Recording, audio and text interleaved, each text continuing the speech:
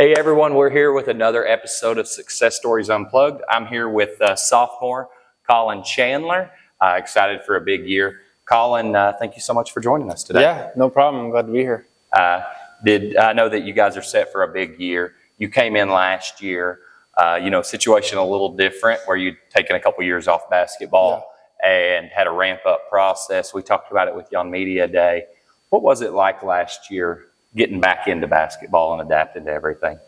Yeah, well, it was a whirlwind. It was something that I prepared for because I knew that I was going to leave. Ever since I was young, I wanted to go serve. When I was done with high school, I wanted to go share the gospel. So it was something I knew I was going to do, but it's something that it's really hard to prepare for. It's really hard to know what it's going to be like because when you're out there, it's hard to really find much time to keep your body in shape and to and as much as you can, it's hard to stay in enough basketball shape to be able to come back and feel great. And so coming back, it was a whirlwind of getting your body right and all of your basketball skills to the point where they need to be. But yeah, it was an adventure. Well, I was going to get into that later, but you mentioned it. Just how much did you get to play and get to stay in shape and those kind of things while you were on your mission? Yeah, so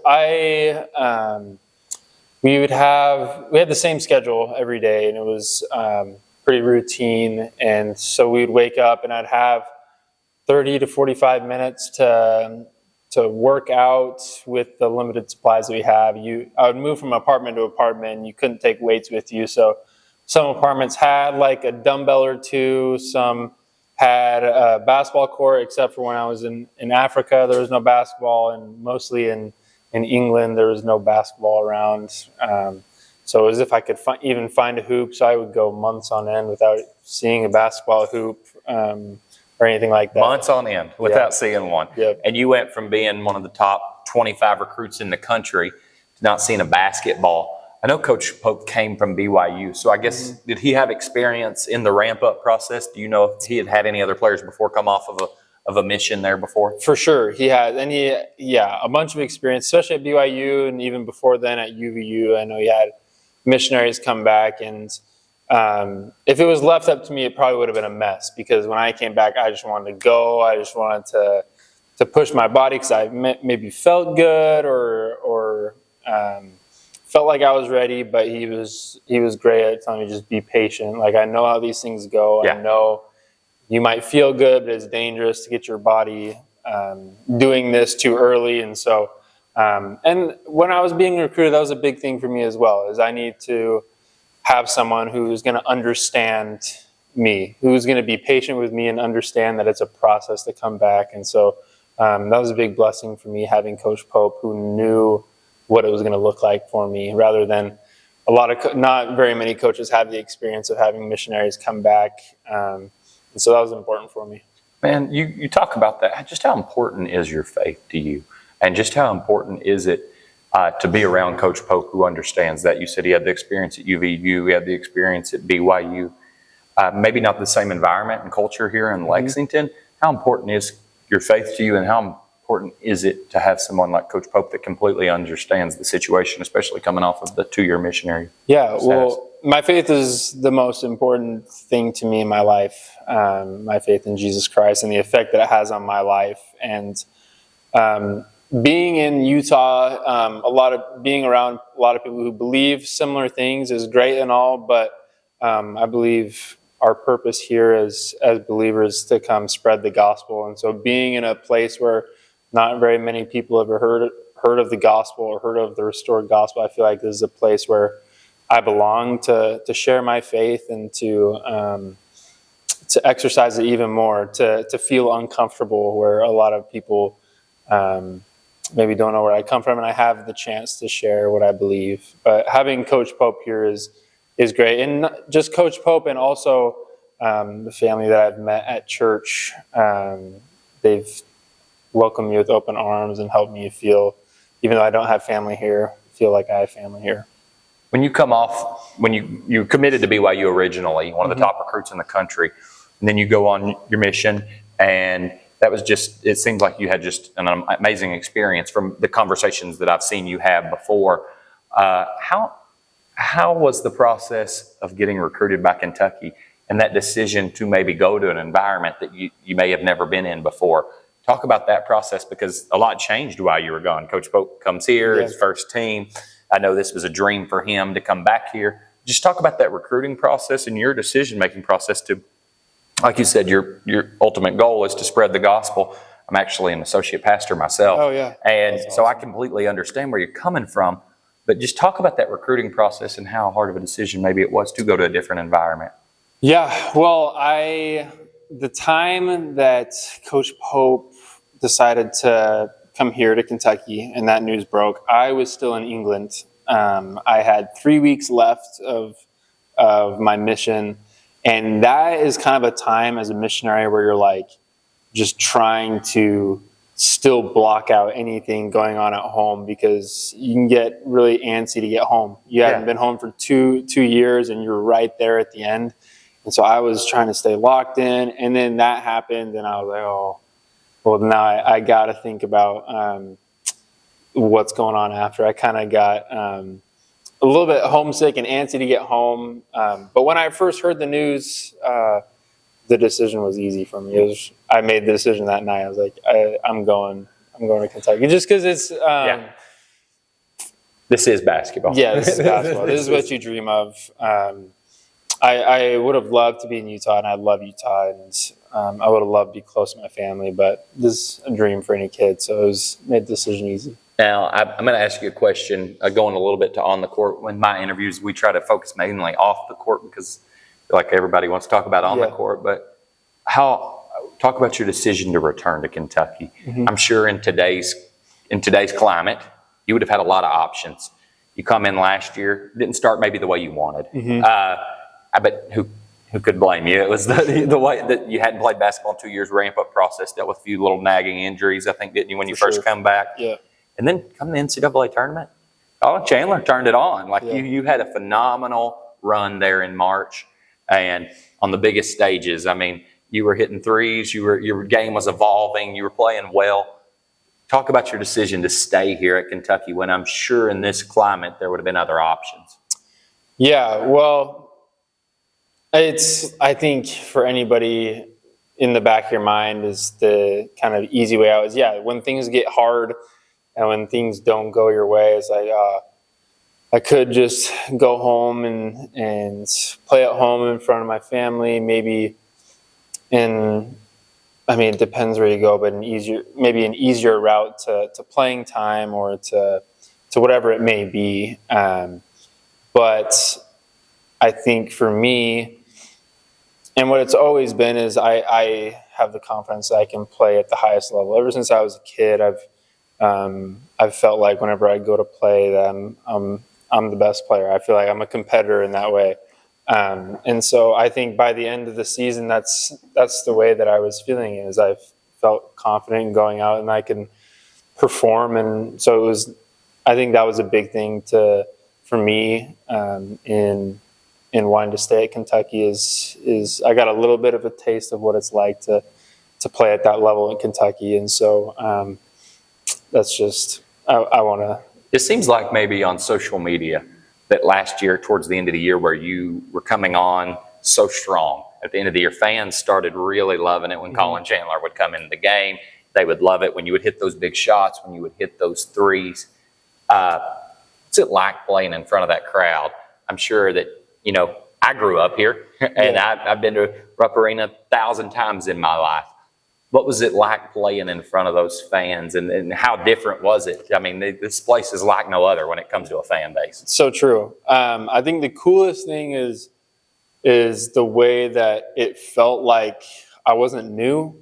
Like it was my first year, but it didn't feel like I was new. And I think that's a big credit to the people that have come before to Kentucky, is they've made it so the fans love this team. And that's not what we did last year. That's the people that have blazed the path and made Kentucky such a special place that you can step in and the people love Kentucky basketball. And so I think that was the coolest thing, is we we didn't really need it didn't feel like we really needed to win over the fans, because the fans have been won over by the players that came before us, so we could just awesome. step in and play. Talk about, we talked about your mission and you leaving for 2 years. How different is it this off season than it was last off season? How different is it?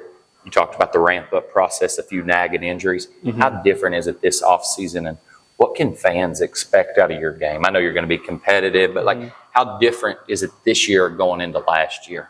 Yeah, it's interesting. I was just thinking about this a few days ago. I remember last year when I was preparing for the dunk contest, I was actually wanting to try to do the free throw line dunk last year, the attempt at it.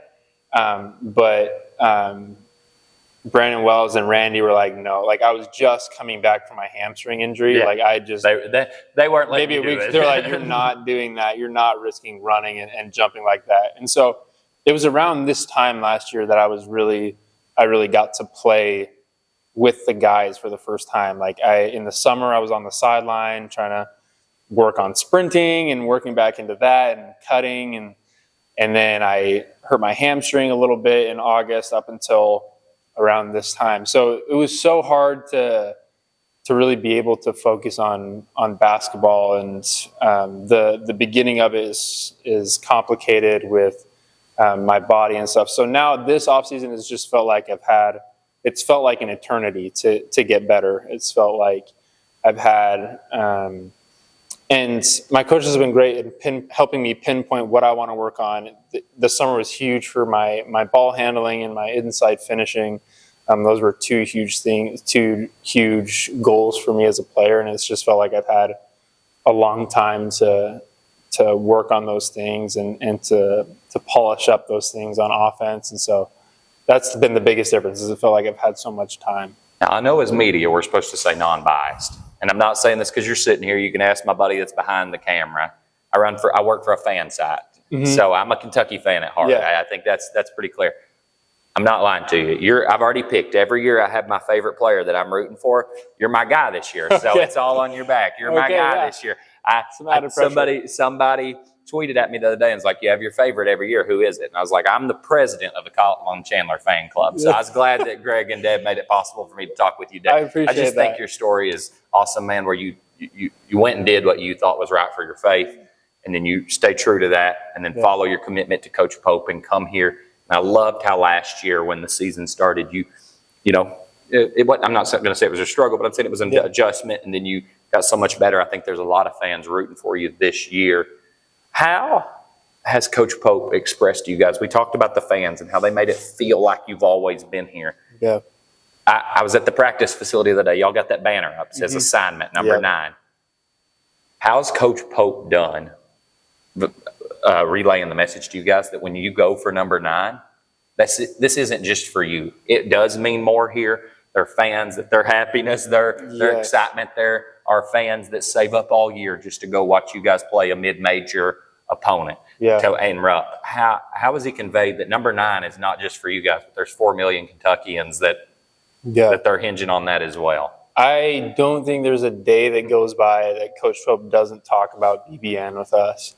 He is extraordinary at helping us understand the moment and what it means to be here right now. Because I think in his experience and what he's seen is there's a lot of people that come and miss the opportunity that we have to be with the fans here. And so maybe sometimes we get sick of him telling us, but there's no fault to Coach Pope if we don't understand what it means to these people and what it means to us to be in this position to play for these fans. Because we talk about it every day, and we have fans or people at our practices every day that Coach Pope introduces us to, and we get to talk to and get to know their life story and get to know what they're doing to be able to come see us one time in Rupp Arena. I mean, it just helps you understand what the magnitude of the assignment here. Me and one of the media member or one of the staffers were just talking on my way in.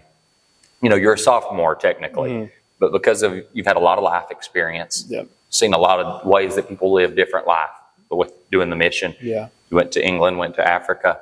Can you talk about, and you actually are married Yeah. So Yep. can you talk about level of maturity that you're having to carry as maybe a leader on this team, despite being a sophomore? You've known Pope the longest out of anybody here that's a player. How do you take that leadership role on? And then if you don't mind to mention, what's it like being married as a college player? Yeah, I think that's maybe the biggest thing that ages me so far is the being married part. But what's been so sweet is my teammates love Hannah. They love my wife, and she's around all the time. She's at practice, and they treat her like we're friends, like we're a group of friends, which has been awesome for me. But I think, having that experience, I've been able to have deeper conversations with guys that we can actually talk about not surface level things that go deeper. And I think that makes us better as a team when we can connect like that and give each other advice and keep each other accountable. But as a leader on the court as well, having this last year under your belt, it's Coach Pope expects a lot out of you, out of the mental side of the game. And so this year has felt like me and the returning guys have had a lot of pressure to help guys understand and help guys learn as fast as possible what we're trying to do. And so from a leadership, this is just my second year, but it has forced me to take a little bit of a leadership role in helping guys when I see things that we can work on, which has been cool.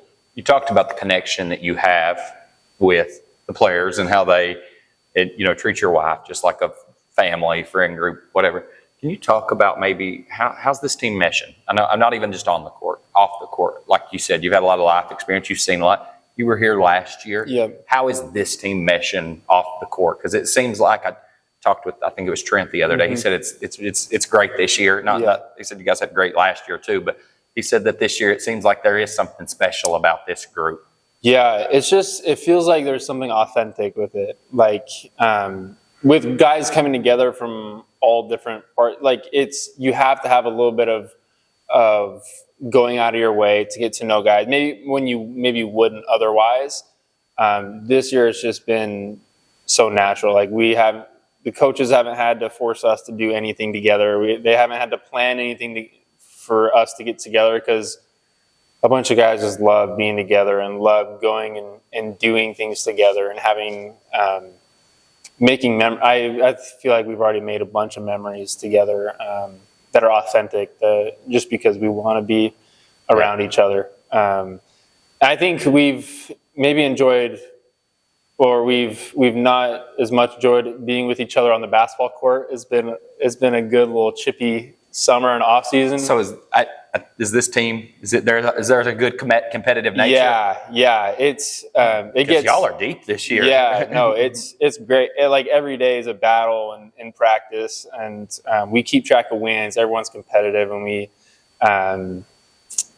go at each other. And so maybe after we're wanting to be more friendly with each other, have opportunities to be friends rather than on the court. We don't get much of that opportunity.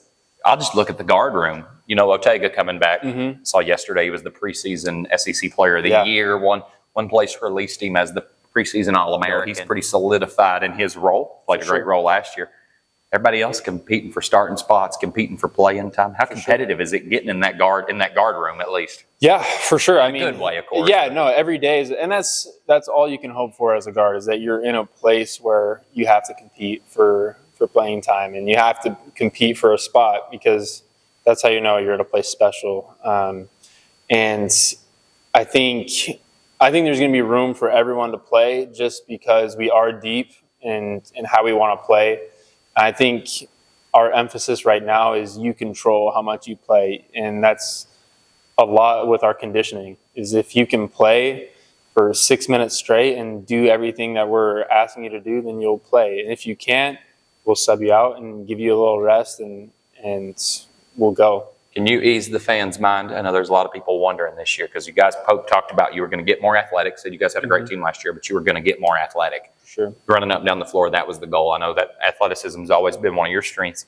And a lot of people have been asking, did they sacrifice any shooting by going more athletic? Is the shooting's going to be fine, right? I know everybody likes to see hopes teams put up the threes. Shooting's going to be all right, right? We've been shooting it great.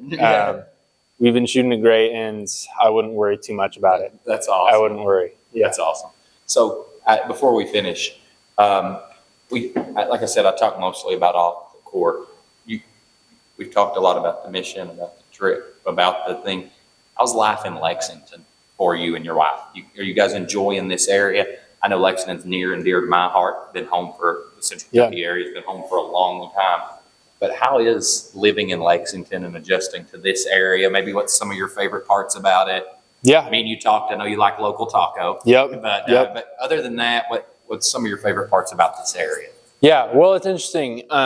Since I've been married, I obviously had to move out of the lodge because Hannah's here, and Hannah's not going to live in the lodge with the guys. Yeah. Right. So when I was in the lodge, it was actually like I didn't get out as much as I would have liked to, just because I'm right here. We practice right here. Like everything is so close that I didn't really have too much of a reason to get out and venture out. And so now that I'm off campus, it's been really fun and had Hannah here because just like we want to get out and explore a little bit. We've done some really fun things. In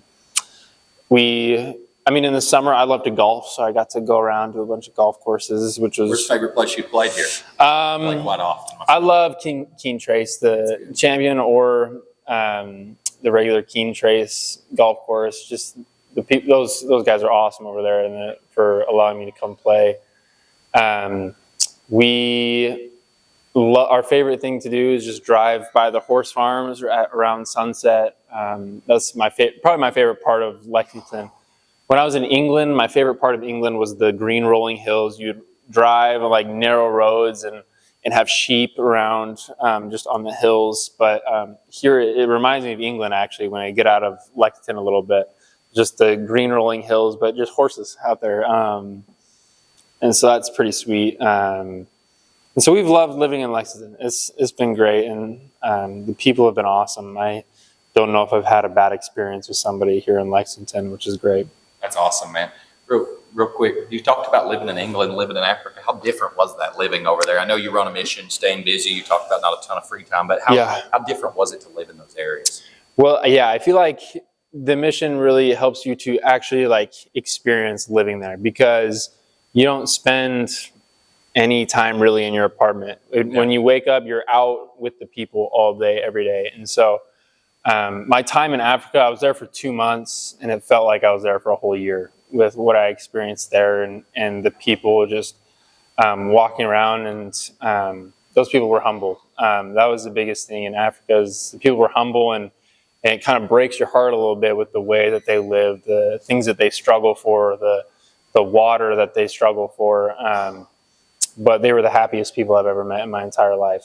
What did you learn from that? What did you learn from those trips? I think you wanted to spread the gospel, but what did you learn from being in those different environments that maybe help you today? Yeah, well, a few things. One is that the joy that we experience doesn't come from what we have materially. It was really mind-blowing to see how happy they were. I was kind of like, I didn't understand it really. Like, why are you happy, right? But they just had each other, and so it's